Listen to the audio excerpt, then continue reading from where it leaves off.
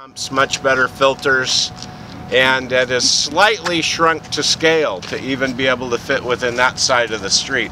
I doubt you would ever notice unless someone told you, but it's really the way the fountain was built, you know, minus 15% or so of the original size to make it work, to give us the pedestrian clearance and ADA clearance that we need for a sidewalk.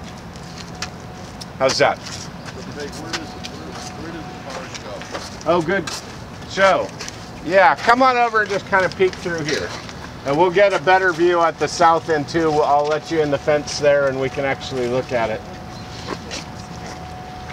So there's a trick happening here. Those of you who have been on these walks have heard about this before.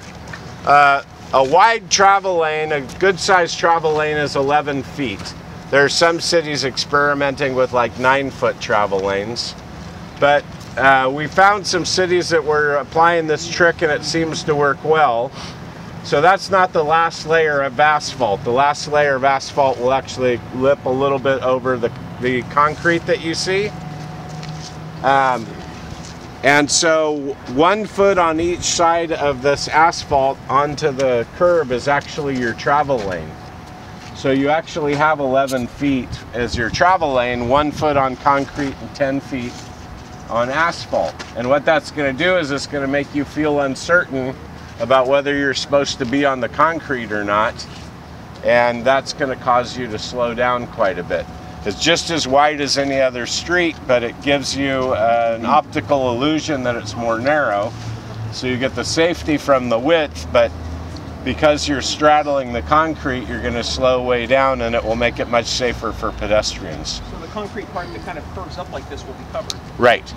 Yeah, so the equipment and material storage is at the far end of the mall, so they're still going to have to use this street throughout the construction project.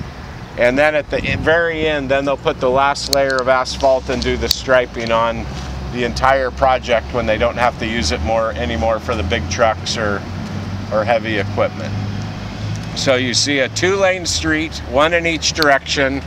You see this concrete path is for parallel parking, and then starting right here you have sidewalk. So you can see the sidewalk kind of ends right here where the fence is. We're going to get an extra few feet. What is that, another 3, 4, 5 feet? 5 feet-ish of sidewalk on this side, and we'll get twice as much on the other side. So very wide sidewalks, very nice. What else? Pretty good. And then of course the trees come in last toward the end, and there will be more trees on the new project than there were on the old mall. But I've had so many people comment now how much they like being able to look down and see the buildings. So the new trees are going to have much better balance between letting light through and their size and their canopy. Some of them will be kind of, they call them columnar trees. They grow up more than they grow over. So it'll be a really good balance. So it'll be very tree friendly, but much more appropriate trees for a downtown than we had before, where everything seemed overgrown and dark. I know when you look west on Front Street now, you can see the ballpark. It's right. Really a neat view. Yeah, so, and when you look at downtowns, you sort of want to be able to have that perspective. We can see the clock tower now. Before this started, you wouldn't have seen it. From there, you can see the Warnors theater. So you can start picking out your destinations visually, and that turns out to be a very important thing for people's comfort and enjoyment of a downtown area. So I love trees, but you have to pick the right ones, and you have to maintain them in a way that still makes people feel comfortable.